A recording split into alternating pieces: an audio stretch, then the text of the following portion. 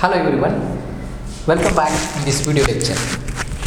Today we are going to discuss the new concept in atomic fluorescence spectroscopy that we started in last lecture, and the title of that concept is laser.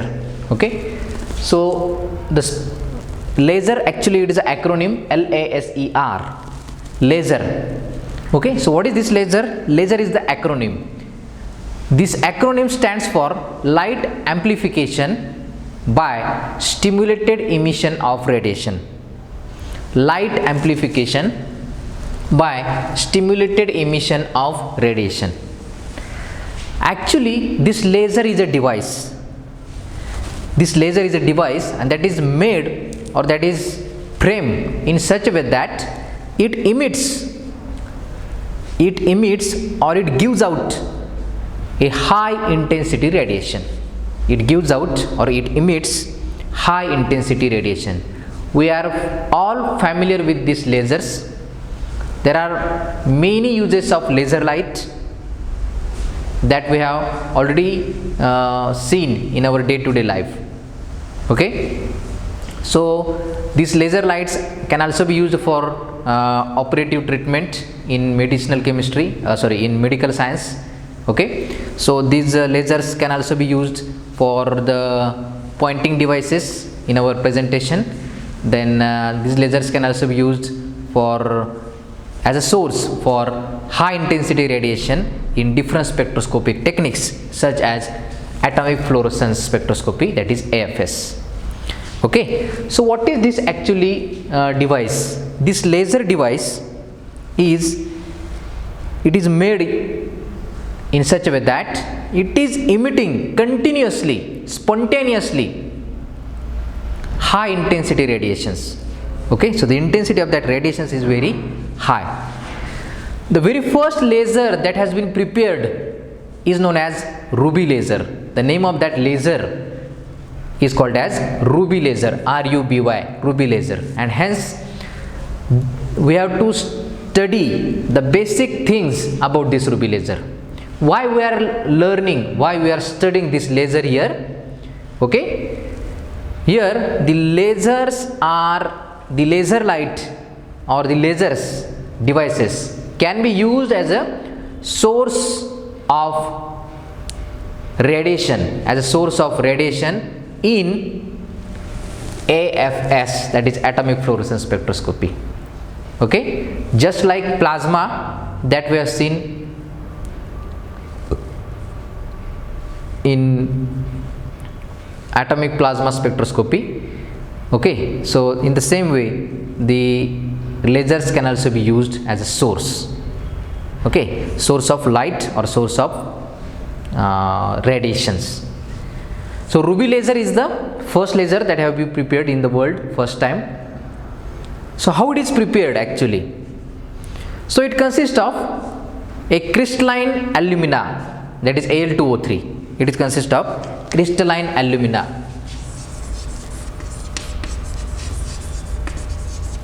Al2O3. Okay, that is aluminum oxide. We know that Al2O3, it is called as alumina or Al2O3, aluminum oxide or alumina. It is crystalline in nature, in which there are aluminium 3 plus ions, 2 aluminium 3 plus ions are combined with 3 O2 minus ions, that is oxide ions. Aluminium 3 plus ions are get combined with oxide ions, that is O2 minus ions. Okay, and the combination ratio of combinations is 2:3 in alumina. Here in pure alumina or in pure crystalline alumina Al2O3, all the cations are of Al3 plus. But in case of laser, some of these Al3 plus ions are get substituted, are get replaced by chromium 3 ions, by chromium 3 plus ions. Okay, they can be also written as Cr3. Chromium 3 plus ions are present along with Al2O3, crystalline Al2O3. Means what? Some of the aluminum 3 plus ions are get substituted or get replaced by the chromium 3 plus ions. and hence that device or that crystalline material or that ruby laser is getting dark red color, it is getting dark red color. Okay, so the color of ruby laser is dark red. Okay, so it is constructed by placing a ruby rod. So this is the construction, that is, this figure is consisting of a or it is pointing, or it is showing the ruby laser, how it is formed. Okay, so this is a elliptical cavity is there, and in this elliptical cavity a ruby rod is placed at one focus.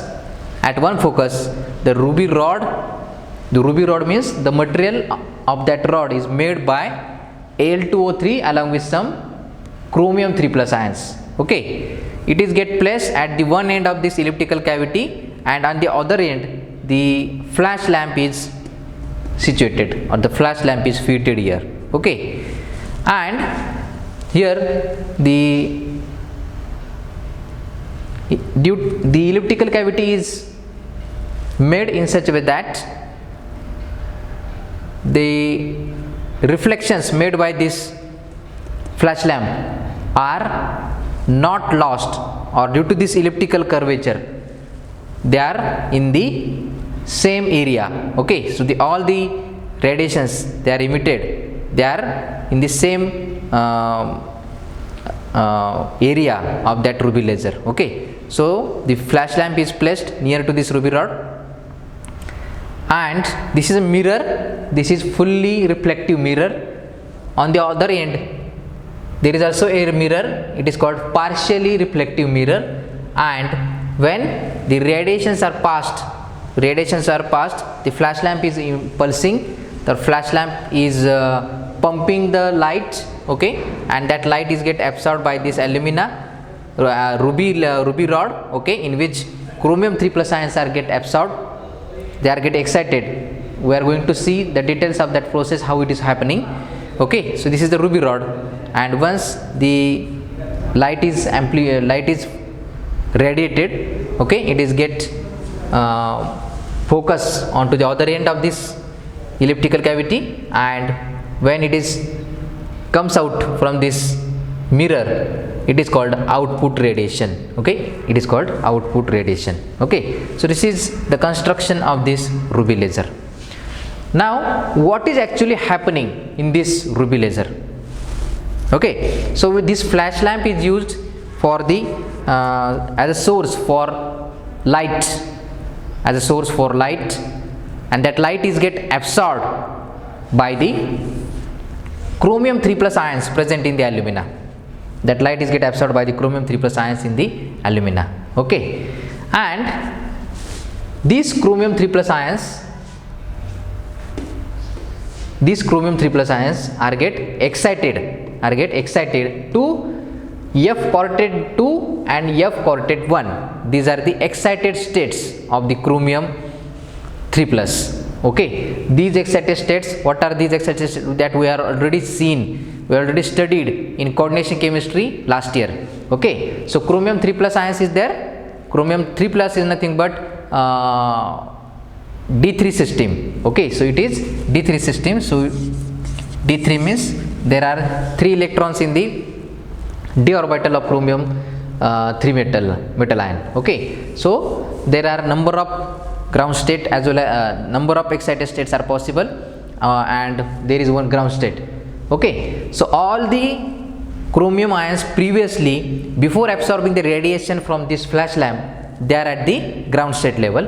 Okay, and when the radiation is focused by this flash lamp, okay, radiation is focused or radiation is get pulse from this flash lamp, the chromium 3 plus ions present in the alumina ruby material, that is alumina along with chromium 3 plus ions, these chromium 3 plus ions which are present in the ground state energy level, they are get excited to the higher energy levels or higher energy states. They are called as F coordinate 2 and F coordinate 1. These transitions are shown here. Okay, ground state to F coordinate 2, ground state to F coordinate 1. Okay, so both these two are excited states. Okay. Now, when these two F coordinate states, two F states, that is high energy states, release energy, they release energy and returns to the, they comes to the E doublet state. E doublet state. This E doublet state is also one of the higher energy state than the ground state, but it is having much more stability. It is having much more stability as compared to F coordinate 1 and F coordinate 2. So this E doublet state is called as metastable state. This E doublet state is called as metastable state.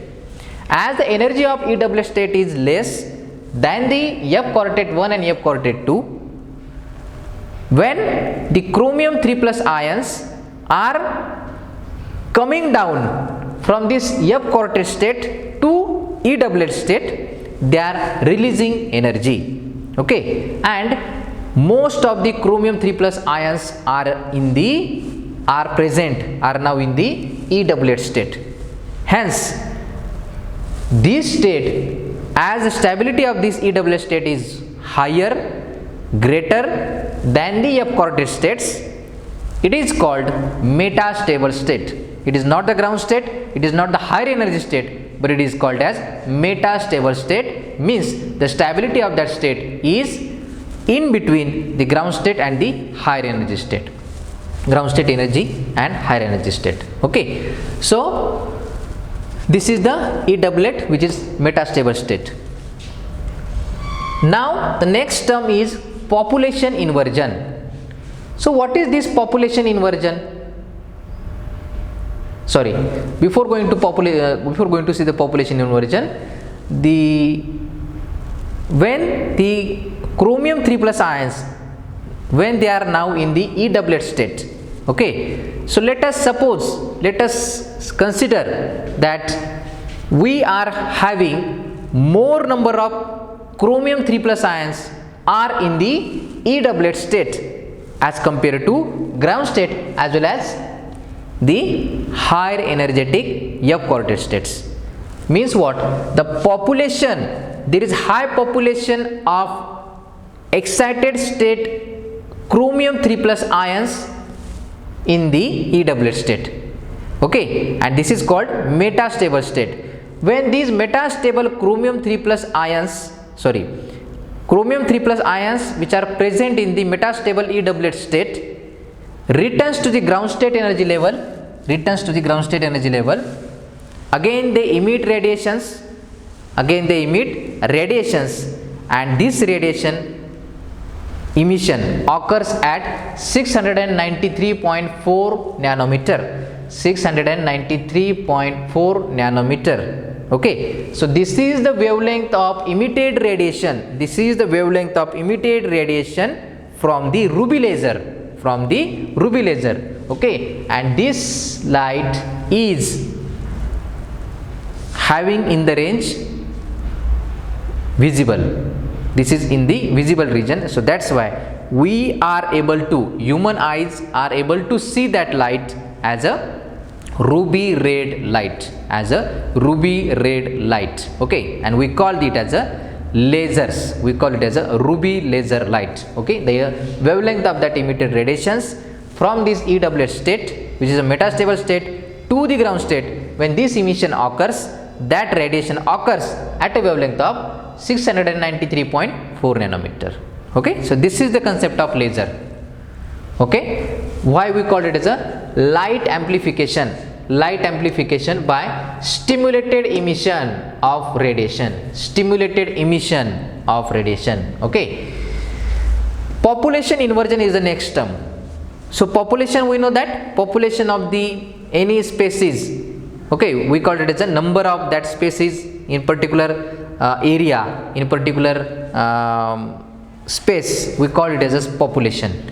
But inversion, basically we know that as per the energy concept, any species or any entity trying to achieve or trying to present in the ground state or in the lower energy state. Okay, so basically the chromium 3 plus ions must be present in the ground state energy level, that is at 0 energy level, but this is the EWH state, what we call it as a metastable state. The ions must be present in the EWH state. Okay, and population inversion is must, or it is necessary to occur for the emission to occur in ruby laser. For the emission to occur, population inversion is must. So what is population inversion? When more number of chromium 3 plus ions, when more number of chromium 3 plus ions are present in the metastable EWH state as compared to F quartet excited state and ground state, such a situation or such a population is called as population inversion. Inversion means it is get inverted. The number of chromium 3 plus ions, they must be present in higher number at ground state, but instead they get present in more number at the metastable state EWH. This is known as population inversion. Okay, and this population inversion is necessary for the emission to occur in laser. But unfortunately, this ruby laser is not suitable. Ruby laser is not suitable for the AFS spectroscopy, that is atomic fluorescence spectroscopy. Why? What is the reason? Because this outcome of laser, outcome of radiation is done only at a single wavelength, that is 693.4 nanometer. Okay, due to this is the limitation of ruby laser, that we can analyze only that metallic ions, only that chemical species which have the emission, which require the absorption of radiation that are in the range of 693.4 nanometer. Okay, that is in the range of 690 nanometer. Only those metal ions, only those chemical species that can be analyzed with the help of ruby laser, and this is the limitation of using ruby laser for AFS. Hence, what is the need here? The need is that we should use the tunable lasers. We should use tunable lasers. So what is meant by tunable lasers? Tuning is the process of, or it is the adjustment of wavelength, is known as tuning. Okay, so if we are able to adjust the wavelength of output radiation in the laser system, then that process is called as tuning, and that lasers are called as tunable lasers. Tuning, okay, it is called tunable lasers. It is just like, it is similar to that when we tune the amplitude or wavelength of that FM, that is frequency modulation receiver. Okay, when we are hearing the radio, All India Radio, okay, or any radio station, that we are tuning, means we are matching the frequency of that radio frequency of that radio station with our tuner. Okay, that knob is called as tuner. The process is called as tuning. Okay, that is matching the frequency.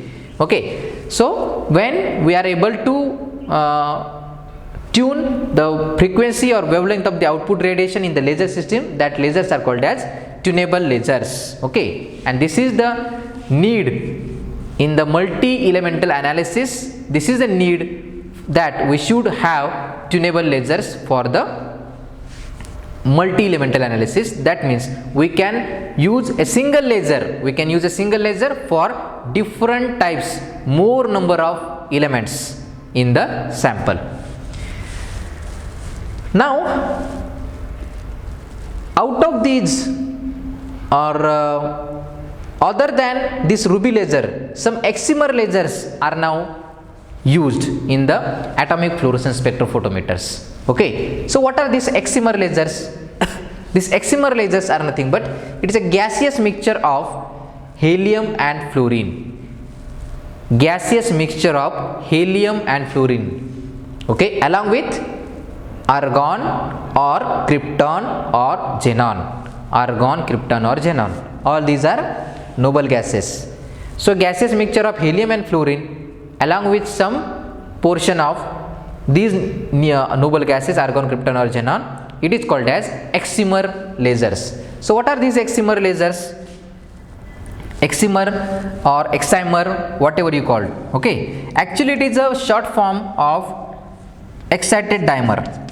Excited dimer. Actually it is a short form of excited excimer dimer excimer. Okay, excited dimer. So what is this excimer actually? So excimer is nothing but it is formed by the combination of two excited atoms. It is formed by the combination of two excited atoms, and this excimer is nothing but a excited dimer which is formed by the combination of two excited atoms. It is having very short life. Okay, and this excimer can be used as a laser source.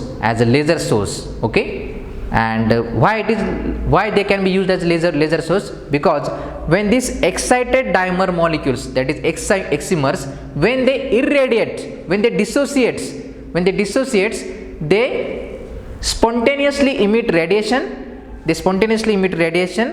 Okay, and that radiations are nothing but lasers. Okay, when these excited dimers goes to the higher state, that is higher energy state, that is the excited state, when these higher energy state species, that is excited dimer molecules, goes to the ground state energy level.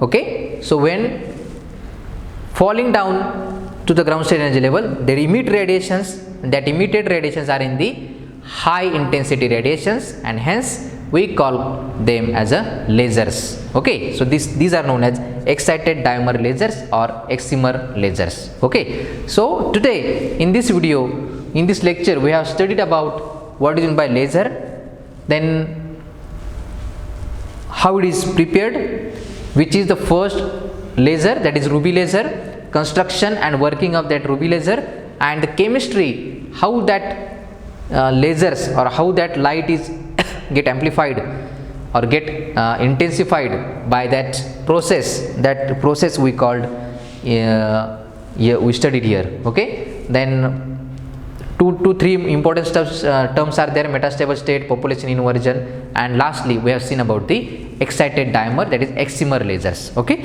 so this is all about the today's lecture. I think you will enjoy it, and thanks for watching this video. Have a nice day.